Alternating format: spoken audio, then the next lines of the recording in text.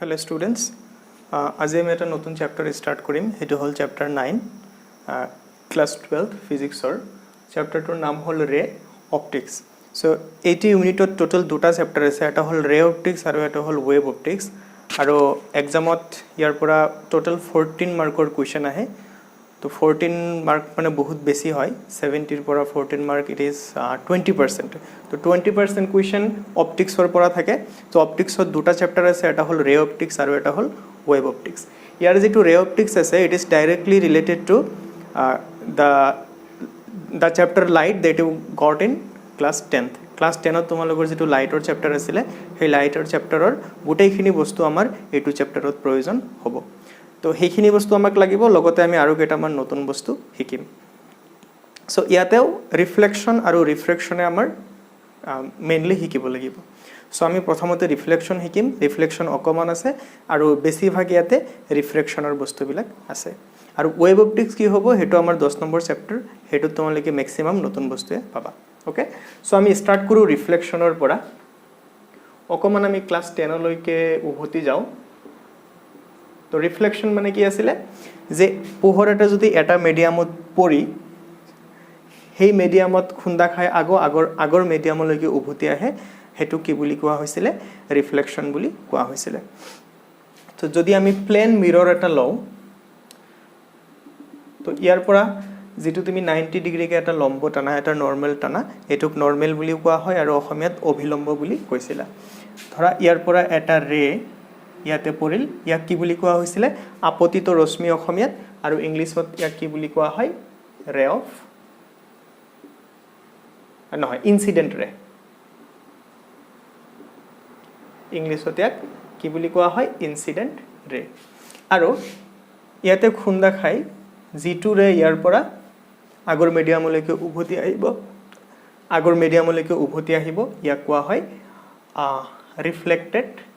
ৰে আৰু ইয়াক কি বুলি কোৱা হয় নৰমাল ওকে আৰু নৰমালৰ লগত ইনসিডেন্ট ৰে যেটো এংগেল কৰে এটো আমি আই আখৰেৰে বুজাও ইয়াক তোমালোকে আপতন কোণ বুলি কৈছিলা আৰু ইংলিছত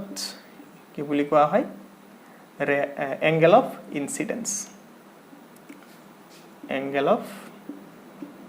ইনসিডেন্স এইটো এংগেলক আৰ বুলি লিখা হয় অসমীয়াত যাক কোৱা হৈছিল प्रतिफलन कोण আৰু ইংলিছত ইয়াক কোৱা হ'ব এংগেল অফ ৰিফ্লেকশন ওকে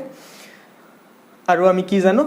যে I is equal to R এটো কি আছিল ল অফ ৰিফ্লেকশন নাইবা প্ৰতিফলনৰ সূত্ৰ তো আমি ক্লাস 12ত প্লেন মিৰৰৰ হেৰি আমি নিহিকো প্লেন মিৰৰত আমি ৰিফ্লেকশন নিহিকো আমি ডাইৰেক্ট স্ফেৰিকেল মিৰৰ বা গোলাকাৰ দাপনটোহে শিকিব লাগিব তোমালোকে দুই ধৰণৰ গোলাকাৰ দাপন পাইছা এটা আছিল কি উত্তল আৰু এটা আছিল অবতল কনভেক্স আৰু কনকেভ তো কনভেক্সটো কেনেকুৱা কনকেভটো কেনেকুৱা হয়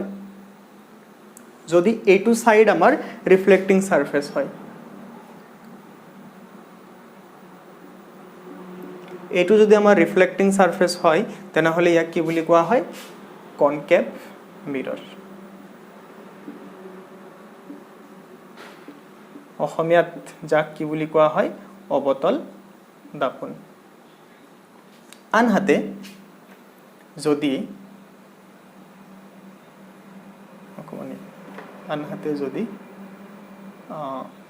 এইটো সাৰফেস যদি আমাৰ ৰিফ্লেক্টিং সাৰফেস হয় তেনহলে ইয়াক কি বুলি কোৱা হয় কনভেক্স মিৰৰ আৰু অসমীয়াত কি বুলি কোৱা হয় উত্তল দাপন সো কনকেভ মিৰৰৰ নেচাৰ কেনেকুৱা হয় ই কনভাৰ্জিং হয় কনভাৰ্জিং ইয়াৰ মিনিং কি যে ই ৰে বিলাকো কি কৰে এটা পইণ্টত আনিব বিচাৰে বিভিন্ন পইণ্টত থকা ৰে বিলাক কি কৰিব বিচাৰে একেলগ কৰিব বিচাৰে আৰু কনভেক্স মিৰৰ কি হয় ডাইভাৰ্জিং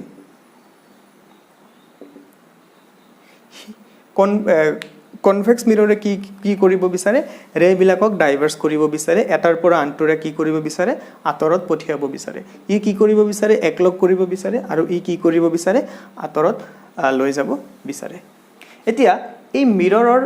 মিৰৰবিলাক কি হয় এটা ডাঙৰ এটা কি হয় স্ফিয়াৰৰ এটা অংশ হয় এটা স্ফিয়াৰৰ পাৰ্ট হয় সেইটো তোমালোকে নিশ্চয় পাই আহিছা ক্লাছ 10ত এতিয়া ইয়াৰ লগত জড়িত এই মিৰৰৰ লগত জড়িত আমি কেইটামান টাৰ্ম প্ৰথমতে আমি মনত পেলাম যেকেইটা আমি অলৰেডি ক'ত শিকিছোঁ ক্লাছ 10ত শিকিছোঁ তো মিৰৰৰ যিটো ইয়াতে যিটো চেণ্টাৰ হ'ব সেইটো কি বুলি কোৱা হয় পোল বুলি কোৱা হয় আৰু পি আখৰেৰে ইয়াক ৰিপ্ৰেজেণ্ট কৰা হয় আৰু ইয়াতে আমি যদি এটা লাইন টানি দিওঁ এই লাইনটো কি বুলি কোৱা হয় প্ৰিন্সিপাল এক্সিছ এইটো লাইনক কি বুলি কয় প্ৰিন্সিপাল এক্সিছ যাক অসমীয়াত কি বুলি কোৱা হয় মুখ্য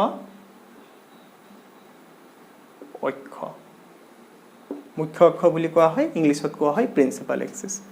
আৰু এই দাপোনটো যিটো ডাঙৰ গোলকৰ অংশ সেই গোলকৰ যিটো চেণ্টাৰ হ'ব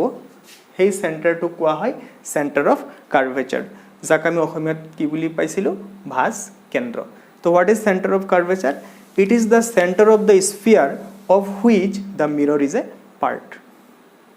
আৰু চিৰ পৰা পি লৈকে যিটো ডিষ্টেঞ্চ ইয়াক কেপিটেল আৰেৰে লিখা হয় আৰু ইয়াক কি বুলি কোৱা হয় ৰেডিয়াছ অফ কাৰ্ভেচাৰ কি বুলি কয় ৰেডিয়াছ অফ কাৰ্ভেচাৰ অসমীয়াত যাক ভাঁজ ব্যাসাৰ্ধ বুলি কোৱা হয়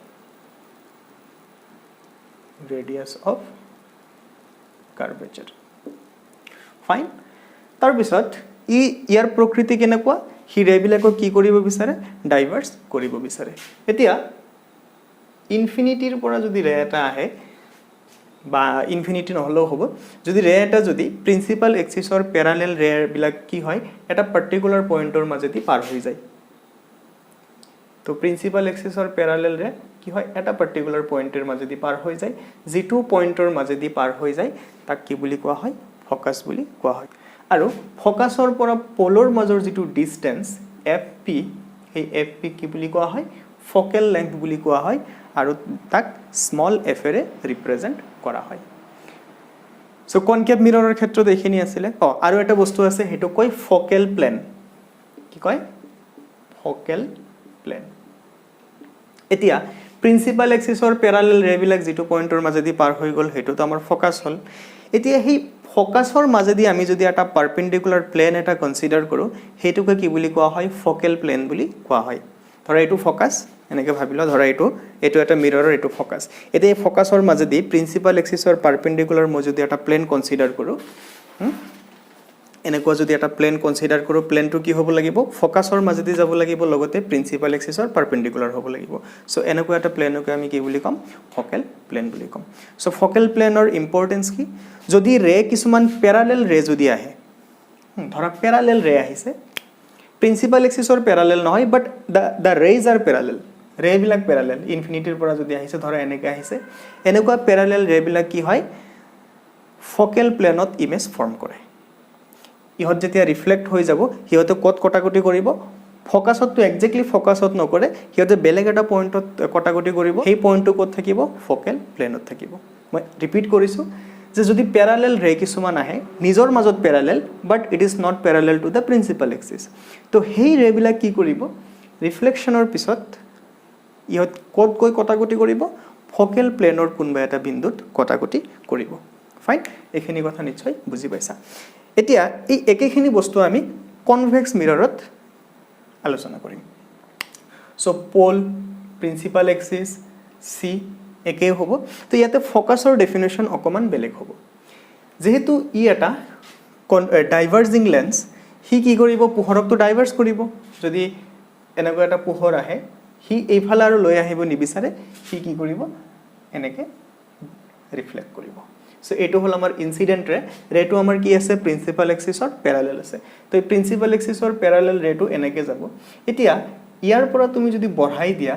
তুমি যদি এক্সটেণ্ড কৰা য'ত কটাকটি কৰিব তাকে কি বুলি কোৱা হয় ফকাছ বুলি কোৱা হয়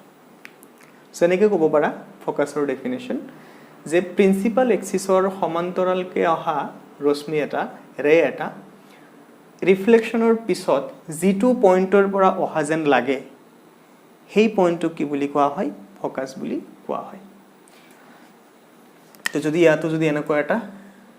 ৰে যায় ইকৰ পৰা অহা যেন লাগিব ফকাছৰ পৰা অহা যেন লাগিব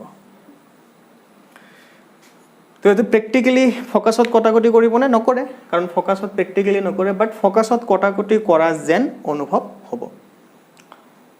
ইয়াতো এনেকৈ তুমি যদি এটা প্লেন কনসিডাৰ কৰা that will be the focal plane of this convex mirror তো এখিনি আছিল বেসিক কিছুমান টাৰ্মিনোলজি যেখিনি তোমালোকে অলৰেডি ক্লাস 10th পাইছিলা বাট বহুতে হয়তো পাহৰি যাব পাৰা সেই কাৰণে আমি আকৌ এবাৰ কি কৰিলো আলোচনা কৰিলো নেক্সট আমি আলোচনা কৰিব বিচাৰিছো সাইন কনভেনশনৰ বিষয়ে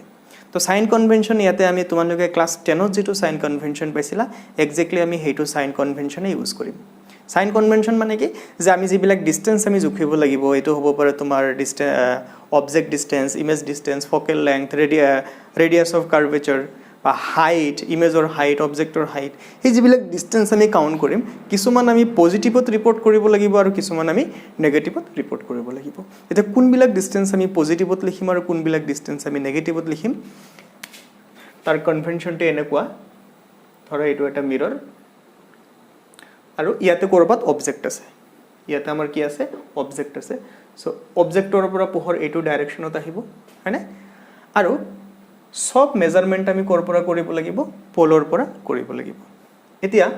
সেই মেজাৰমেন্টটো আমি যদি along da direction of the ৰে কৰো যদি আমাৰ মেজারমেন্ট এইটো ডাইরেকশনত হয় তেনে হলে সেই মেজারমেন্টটো কি হ'ব পজিটিভ হ'ব যদি আমি এইটো ডাইরেকশনত মেজারমেন্ট কৰো তেনে হলে সেই মেজাৰমেন্টটো আমি কিহত লিখিম নেগেটিভত লিখিম প্ৰিন্সিপাল এক্সিসৰ ওপৰৰ পিনে ডাইৰেকশন কি হ'ব মেজাৰমেন্ট কি হ'ব পজিটিভ হ'ব আৰু তল পিনে যদি এটা আমি হাইট মেজাৰ কৰিব লাগে হেতু কি হ'ব নেগেটিভ হ'ব এটো মোটামুটি আমাৰ কাৰ্টেজিয়ান যেটো আমাৰ হেৰি আছে কোঅৰ্ডিনেট সিস্টেম আছে তাৰ লগত একে সেই কাৰণে ইয়াক কাৰ্টেজিয়ান সাইন কনভেনশন বুলি কোৱা হয় তো ইয়াৰ পৰা আমি কি দেখা পালো ইয়াতে যদি এটা অবজেক্ট থাকে এই ডিসটেন্সটো কি হ'ব পজিটিভ হ'ব নে নেগেটিভ হ'ব নিশ্চয় নেগেটিভ হ'ব কাৰণ ডিসটেন্স আমি পোলৰ পৰা জুখিব লাগিব আৰু পোলৰ পৰা অবজেক্ট কোন পিনে আছে বাও পিনে থাকিলে কি হয় নেগেটিভ হয়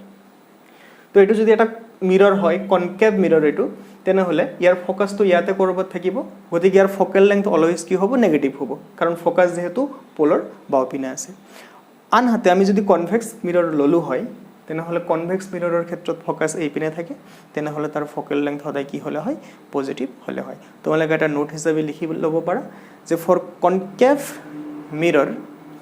concave mirror focal length and radius of curvature are always negative and for convex mirror these two things are always positive হয় না তো এইখিনি বেসিক্যালি আমাৰ কি আছিল সাইন কনভেনশন এবাৰ আমি এটা বস্তু প্ৰুফ কৰিম হেতু হল focal length is half of radius of curvature focal length কি হয় ৰেডিয়াস অফ কাৰ্ভেচাৰৰ আধা হয় হেতু আলোচনা কৰাৰ আগতে মই এটা বিশেষ বহুত ইম্পৰ্টেন্ট কথা এটা ক'ব ওলাইছো হেতু হল এইটো চ্যাপ্টাৰত আমি যিমান বিলাক ৰে কনসিডাৰ কৰিম সেই ৰে বিলাক সদায় কি হ'ব প্যাৰাক্সিয়াল ৰে হ'ব কি ৰে আমি লম প্যাৰাক্সিয়াল ৰে আমি লম প্যাৰাক্সিয়াল ৰে মানে কি হ'ব প্যাৰাক্সিয়াল ৰে হেবিলাক ৰে কোৱা হয় যিবিলাক ৰে একেবাৰে প্ৰিন্সিপাল এক্সিসৰ একেবাৰে ওচৰত থাকে ইয়াতে আকুতে আমি প্ৰিন্সিপাল এক্সিসৰ পৰা দূৰত থাকিব পাৰো বাট প্ৰ্যাকটিক্যালি আমি যিমান ৰে ইয়াতে কনসিডাৰ কৰিম এটো চ্যাপ্টাৰত প্ৰত্যেকটো ৰে কি হ'ব প্ৰিন্সিপাল এক্সিসৰ একেবাৰে ওচৰত থকা ৰে হ'ব তো প্ৰিন্সিপাল এক্সিসৰ একেবাৰে ওচৰত থকা ৰেক আমি কি বুলি কলো প্যাৰাক্সিয়াল ৰে বুলি কলো গতিকে প্যাৰাক্সিয়াল ৰেৰ ক্ষেত্ৰত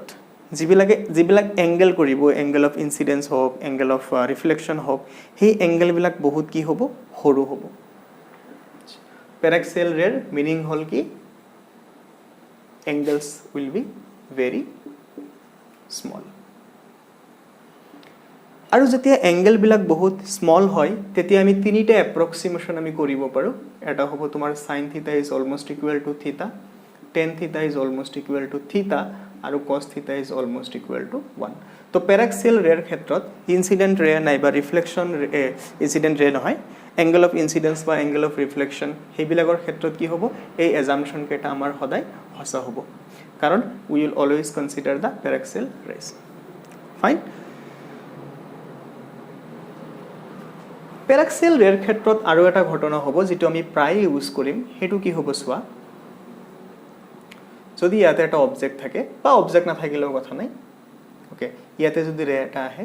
আৰু তুমি ইয়াতে এটো আমাৰ কি হ'ব পোল এটো আমি বেলেগ এটা বিন্দু বুলি কলো ডি বুলি কলো এতিয়া এই ৰেটো ইমান দূৰত নাথাকে প্ৰেক্টিকেলি এই ৰেটো কি হ'ব একেবাৰে ওচৰত আহিব এতিয়া এই ৰেটোক তুমি যিমান ওচৰত আনিবা ডি পইণ্টটো সিমানে কাৰ পিনে গুচি যাব পিৰ পিনে গুচি যাব গতিকে এই ৰেটো যদি একেবাৰে প্ৰিন্সিপাল এক্সিছৰ ওচৰত থাকে তেনেহ'লে ডি পইণ্টটো পি পইণ্টৰ একেবাৰে কি থাকিব ওচৰত থাকিব গতিকে আমি ইয়াতে যিবিলাক মেজাৰমেণ্ট কৰিম বা আমি ইয়াতে যিবিলাক প্ৰব্লেম কৰিম বা যিবিলাক ডেৰিভেশ্যন কৰিম সেই ডেৰিভেশ্যনত আমি কি কৰিব পাৰোঁ যে ইনচিডেণ্ট ৰেৰ পৰা যিটো আমি পাৰপেণ্ডিকুলাৰ ড্ৰ কৰিম সেই পাৰপেণ্ডিকুলাৰে যিটো পইণ্টত কাটিব প্ৰিন্সিপাল এক্সিছক সেই পইণ্টটো সদায় পি পইণ্টৰ একেবাৰে কি থাকিব ওচৰত থাকিব গতিকে পিৰ পৰা মেজাৰমেণ্ট কৰাৰ সলনি আমি যদি ডিৰ পৰা মেজাৰমেণ্ট কৰোঁ we will get almost same result because this two points are very closed হয়নে এইখিনি কথা মনত থাকিব নিশ্চয় আৰু এটা কথা এইখিনিতে ক'ব বিচাৰিম যে ইয়াতে নৰ্মেল কি হ'ব আমি প্লেন মিৰৰৰ ক্ষেত্ৰত জানো আমি এনেকৈ এটা 90 ডিগ্ৰী ড্ৰ কৰি দিলে সেইটো কি হয় নৰ্মেল হয় কিন্তু এনেকুৱা এটা স্ফেৰিকেল মিৰৰৰ ক্ষেত্ৰত নৰ্মেল কি হ'ব what will be the normal ইয়াতে নৰ্মেল উলিওৱাৰ কাৰণে সদায় কি কৰিবা যিটো আমাৰ চেণ্টাৰ অফ কাৰ্ভেচাৰ আছে সাপোজ তুমি এইটো পইণ্টত তোমাক নৰ্মেল লাগে চেণ্টাৰ অফ কাৰ্ভেচাৰৰ পৰা ইয়ালৈকে এটা লাইন টানি দিয়া this line will represent the normal So to get the normal at any point on a spherical mirror, what you will have to do, you will have to draw a line from center of curvature to that point, and that line will represent the normal to that point. So এইখিনি কেইটামান important কথা আছিলে এইখিনি কথা জানাৰ পিছত now we will go to proof f equal to r by 2. এতিয়া আমি f equal to r by 2 সেই ৰিলেশ্যনটো প্ৰুভ কৰিব বিচাৰিছোঁ সেইটো আহিছিলে 2019ত 2 মাৰ্ক দিয়া আছিলে ওকে সো আমি এইটো যেটো ডায়াগ্ৰাম আঁকিছো কনকেভ মিৰৰৰ ক্ষেত্ৰত এইটো ডায়াগ্ৰাম আঁকিছো কনভেক্স মিৰৰৰ ক্ষেত্ৰত কিন্তু দুইটাত আমি কি পাম একে ধৰণৰ ক্যালকুলেশন আৰু একে ধৰণৰ ৰিজাল্ট এইখিনিত এটা কথা কৈ দিও যেতিয়া তোমালোকে এটা ৰে ডায়াগ্ৰাম আঁকিবা ৰে বিলাকৰ কিন্তু ডাইৰেকশন দিবই লাগিব যদি ডাইৰেকশন নিদিয়া তেনেহলে হেতু ভুল বুলি কনসিডাৰ কৰা হয় ওকে সো ইয়াতে আমি কি লৈছো এই ৰেটো লৈছো সে আমি am ৰেটো লৈছো হেই ৰেটো কি হৈ আছে প্ৰিন্সিপাল এক্সিছৰ প্যাৰালেল হৈ আছে আৰু এই ৰেটো m পইণ্টত ইনসিডেন্ট হৈছে আৰু f ৰ মাজেদি পাৰ হৈ গৈছে ফোকাসৰ মাজেদি পাৰ হৈ গৈছে কাৰণ আমি জানো যিবিলাক ৰে কি হয় প্ৰিন্সিপাল এক্সিছৰ প্যাৰালেল হয় হেবিলাক আফটাৰ ৰিফ্লেকশন ফোকাসৰ মাজেদি পাৰ হৈ যায় আৰু সিৰ পৰা m লৈকে যেটো লাইন টানিছো হেতু কি বুজাবো নরমাল যদি এটো নরমাল হয় এই অ্যাঙ্গেলটো কি হ'ব অ্যাঙ্গেল অফ ইনসিডেন্স কারণ এই অ্যাঙ্গেলটো নরমাল আৰু ইনসিডেন্ট ৰেৰ মাজৰ অ্যাঙ্গেল আৰু এই অ্যাঙ্গেলটো কি হ'ব অ্যাঙ্গেল অফ রিফ্লেকশন সো এটো যদি থিটা হয় এটো থিটাই হ'ব লাগিব because angle of incident and angle of reflections are equal তেনেহলে এই গুটেইখিনি অ্যাঙ্গেল কিমান হ'ব টুৱাইস থিটা ওকে আকৌ সোৱা এইটো আৰু এইটো যেহেতু প্যাৰালেল তেনেহলে এই অ্যাঙ্গেলটো আৰু এই অ্যাঙ্গেলটো কি হ'ব লাগিব এক্স্যাক্টলি সেম হ'ব লাগিব কিয় সেম হ'ব লাগিব কাৰণ এইটো আৰু এইটো কি অ্যাঙ্গেল একান্তৰ কোণ বা কৰেসপন্ডিং অ্যাঙ্গেল তাৰ পিছত এই গুটেইখিনি অ্যাঙ্গেল আৰু এইটো কি হ'ব লাগিব সেম হ'ব লাগিব তো এই গুটেইখিনি অ্যাঙ্গেল কিমান টুৱাইস থিটা তেনেহলে এইখিনিও কিমান হ'ব লাগিব টুৱাইস থিটাই হ'ব লাগিব সেম এপ্লাইজ টু হিয়াৰ ওকে এটো যদি থিটা হয় এটো কিমান হ'ব থিটা এটো থিটা হলে এটো থিটাই হ'ব কাৰণ এই দুটা কি কোণ অনুৰূপ কোণ সিমিলাৰ অ্যাঙ্গেল সিমিলাৰলি এই গুটেইখিনি টুৱাইস থিটা হলে এইখিনিও কি হ'ব লাগিব টুৱাইস থিটাই হ'ব লাগিব কাৰণ এইটো আৰু এইটো প্যাৰালেল এইখিনিৰ এইখিনি কি অ্যাঙ্গেল সিমিলার অ্যাঙ্গেল এইখিনিলৈকে কিবা একোটো ডাউট নাই এইখিনি নিশ্চয় বুজি পাইছা এতিয়া ওকে ইয়াতো আমি এটো টানো ডি এতিয়া সোৱা এই যেটো ট্ৰায়াঙ্গেল আছে MCD ট্ৰায়াঙ্গেলৰ পৰা তুমি কি লিখিব পাৰিবা তো ইয়াৰ পৰা তুমি সো এটো ডায়াগ্ৰামত সোৱা MCD ট্ৰায়াঙ্গেলৰ পৰা আমি কি লিখিব পাৰিম আমি লিখিব পাৰিম tan theta is equal to কিমান হ'ব সোৱা tan theta মানে কি বাই কি হয় পারপেন্ডিকুলার বাই বেস গতিকে এটো কি হ'ব MD divided by CD তাৰ পিছত MFD ট্ৰাইংগেলৰ পৰা কি লিখিব পাৰিবা tan of twice theta এইটো যেহেতু twice theta is equal to MD divided by FD এখানে নিশ্চয় লিখিব পাৰিবা but here আমি কি কনসিডাৰ কৰিছো we consider paraxial ray paraxial ray এৰ ক্ষেত্ৰত কি হয় tan theta is almost equal to theta হ'ব আৰু tan twice theta is almost equal to twice theta হ'ব লগতে যেহেতু এটো প্যারাক্সিয়াল ৰে এই ৰেটো একেবাৰে কি থাকিব ইয়াৰ ওচৰত থাকিব তেতিয়া D আৰু P পইণ্ট কি থাকিব একেবাৰে ওচৰা ওচৰিকে থাকিব D and P lies very close to each other